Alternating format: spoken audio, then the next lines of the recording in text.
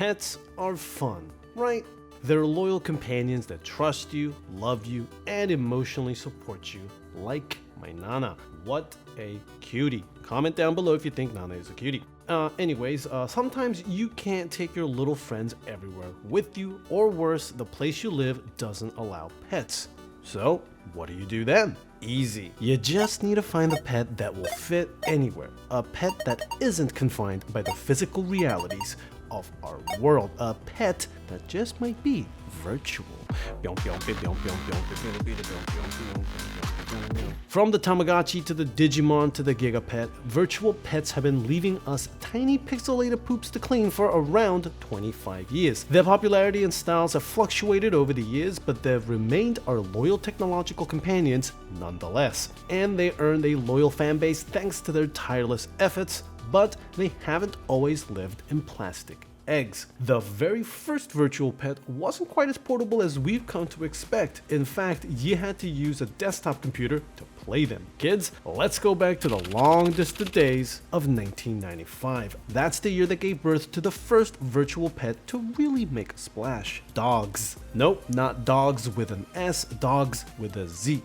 Fun fact, I guess back in the 90s we ended a lot of things with Z's, from our pro wrestling tag teams to our R&B groups to our anime sequels. I can't explain it, you know, it was just cooler that way, I guess. Dogz was developed by PF Magic, a company that has recently released Balls, also with a Z, for various systems. Turns out dogs are a little more palatable than balls, and the game lets you choose your personal dog from several different breeds. From there, you could raise them, groom them, play with them, and generally take care of them. A year later, PF Magic would create Catz, which was the same concept, except, you know, with the cats. Dogz and Catz titles were pretty successful, and a few years down the line, after PF Magic had been acquired by the Learning Company, they'd even develop babies. And yes, it is as weird as it sounds, but there's one major issue with Dogz, Catz, and babies: they're computer games. And in 1995, that probably meant you were playing with your virtual pets in your house. Dogz, Catz, and babies were the first attempts to scratch that virtual pet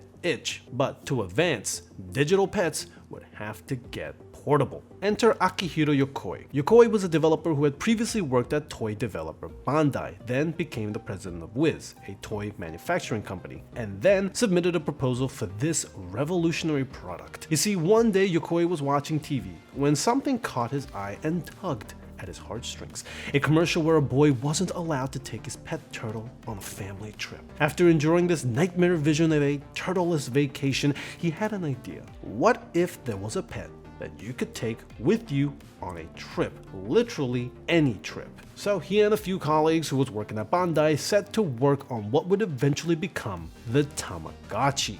And if you ever wondered where the hell the name Tamagotchi comes from, well, I'm gonna try and tell you. Some sources say it combines the Japanese word for egg, tamago, with Japanese word for wachi. That wachi comes from an original Tamagotchi concept that never saw the light of day. See, at first, Yokoi and his crew envisioned Tamagotchi as something you'd wear like a watch, but the idea was quickly scrapped. Other sources say that it's a combination of tamago and tomodachi, which is the Japanese word for friend. So, egg friend, which is, you know, what all delicious eggs are, honestly. Anyway, but that first word, egg, is important for a lot of reasons. Not only were the original Tamagotchi devices egg-shaped, and not only are Tamagotchis birthed from eggs, but their egg shape has some lore behind it too. Well, according to a story that Yokoi and his collaborators would eventually concoct, the Tamagotchis are an alien species that landed on Earth in order to study life here. One problem though, Earth's atmosphere is garbage, so they had no chance for survival.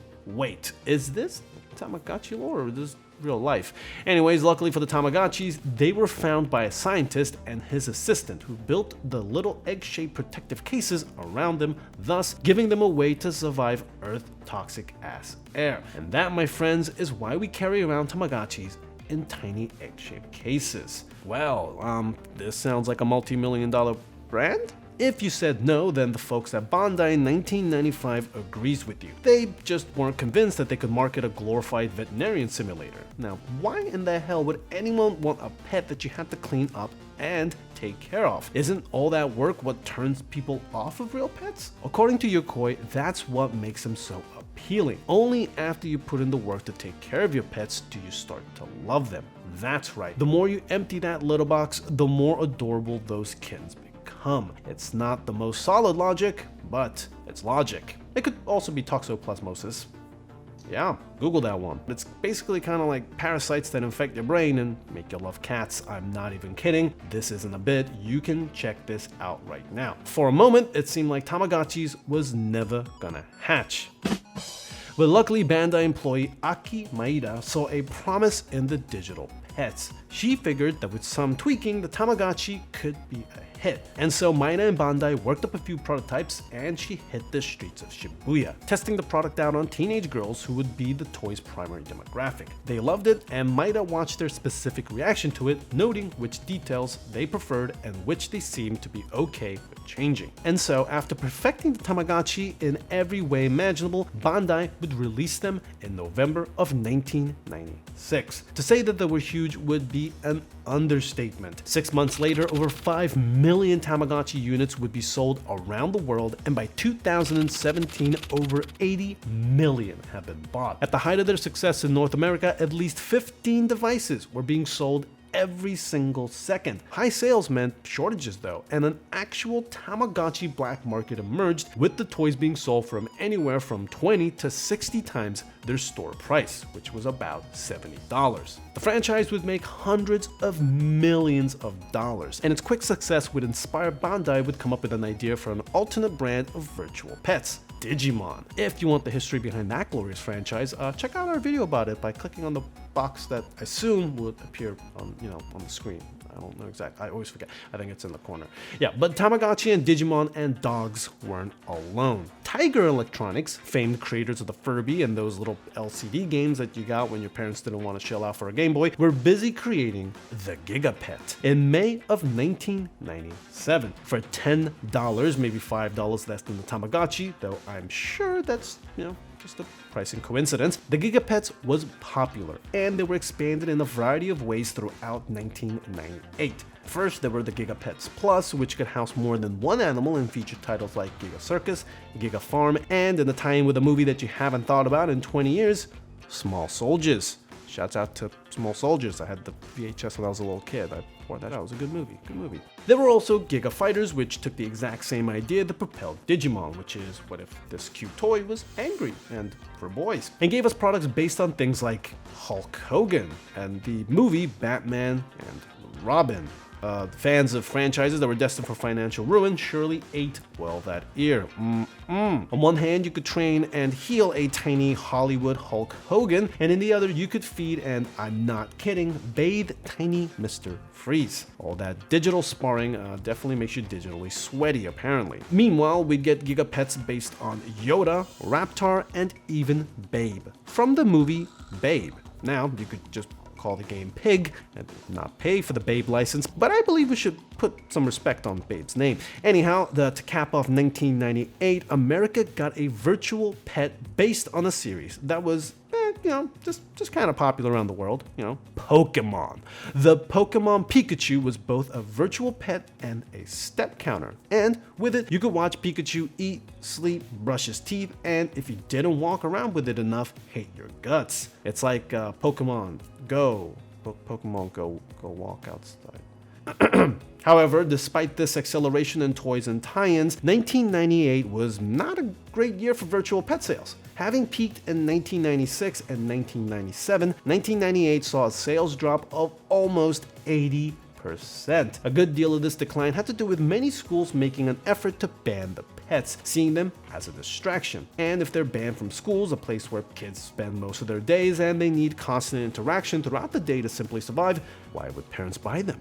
And though 1999 would see the birth of the extremely popular NeoPets sites, one that was getting around 600,000 daily page views a little over a month, virtual pets claimed their place on the family PC once again. And the heyday of the tiny critter machine that you walked around with was over. Even though portable virtual pets still exist today, and the fan community around Tamagotchi, though smaller than it was in 1997, is dedicated and thriving. There are Discord servers and websites devoted to modding Tamagotchi, with hackers editing them in ways that will change them visually and alter their habits and even keep them from dying. Bandai also continues to create new versions of the pets, even releasing special commemorative edition Tamagotchis on their 20th anniversary. These days, the advanced graphics and more intricate designs look like a far cry from the simple eggs and blobs of 1996, but the same goal remains. Feed them, you play with them, you keep them from the hazard of their own poop, rinse and repeat. And now, your Tamagotchi don't even have to be alone. Thanks to the magic of technology, you can make your Tamagotchi connect. You can even play Tamagotchi Matchmaker and have your pets fall in love, get married, and potentially reproduce. In a Tamagotchi app called My Tamagotchi Forever, you can even work to get your pet a career based on the skill it has. Though that seems a little cruel, you really gonna make your little cute pets go out and get a job in this economy? But why were they ever popular at all? That's a question that we haven't really dealt with yet, and I think to provide an answer, we have to go back again to the mid-90s and look at the climate in which these pocket buddies were born. The mid-90s were a tumultuous period for Japan. Its post-World War II urbanization had been rapid, creating an economic powerhouse to rival any around the world, but increasingly driving people towards cities. And in cities, having a pet is a little harder, or a lot harder depending on where you live. There's often no backyards for your pets to poop in, only crowded streets to walk them on, and if you have a cat, chances are you live, eat, sleep, and bathe within 10 feet of their litter box. Sure, plenty of urban pet owners make it work, but when you can't, that's where virtual pets come in. The mid-90s also saw Japan plunging into a period known as the Lost Decade, in which a terrifying economic recession staggered the nation's titanic progress and ruined the dreams of many that had aspired for success. And as it happens with any major recession, scores of people felt listless and, well, lonely. They were unable to feel like they were being taken care of or able to take care of others. It's the age where the term hikikomori was first popularized to refer to a demographic that, feeling homeless about their prospects, withdrew from society altogether. Combine that social ennui with what's commonly called urban loneliness, in which you struggle for connection despite being surrounded by people, and what do you get? A whole bunch of people who could use some virtual snuggles from digital pets. Tamagotchi would probably have had a wide appeal no matter when they debuted, but they just so happened to come at the perfect time. And despite the Lost Decade being specific to Japan, the need to fight off loneliness is universal. In May 1997, just 3 weeks after the Tamagotchi was released in the United States, the New York Times interviewed American kids and adults who had bought the toy. They found that people had become pretty attached to their little egg friends. Children wept over the deaths of a creature they'd spent just a few days trying to nurture, and around the same time, one Japanese Tamagotchi owner argued that if you truly loved your creature, you'd have a problem with resetting it after it died. One woman was so obsessed with her digital companion that she crashed her car while trying to keep her pet alive. This has got to be the ultimate sign that people make meaningful connections with the virtual pets. They care about its mortality. To further this point, one Tamagotchi message board hosts memorial threads of users paying tribute to the virtual pets they loved. For a more analog experience, grieving pet owners can mail their pets to an actual pet cemetery in southern England, which receives and inters Tamagotchis from around the world. That would make a weird Stephen King book. That's why virtual pets remain, because we'll always need that connection, whether it's from our buddies, our family, our dogs, our cats, or our little egg friends. And sometimes it's nice to have a pal you can bring with you anywhere. All right, everyone, that was the history of virtual pets. Thank you so much for checking out this video and tuning in, and let me know in the comments below if you have any great Tamagotchi stories. Check out our other videos, please subscribe, and see you later. Go pet your virtual pets. Check on your NeoPets, actually. Yeah, definitely do that. I think my little T-Rex NeoPets is dead now. RIP.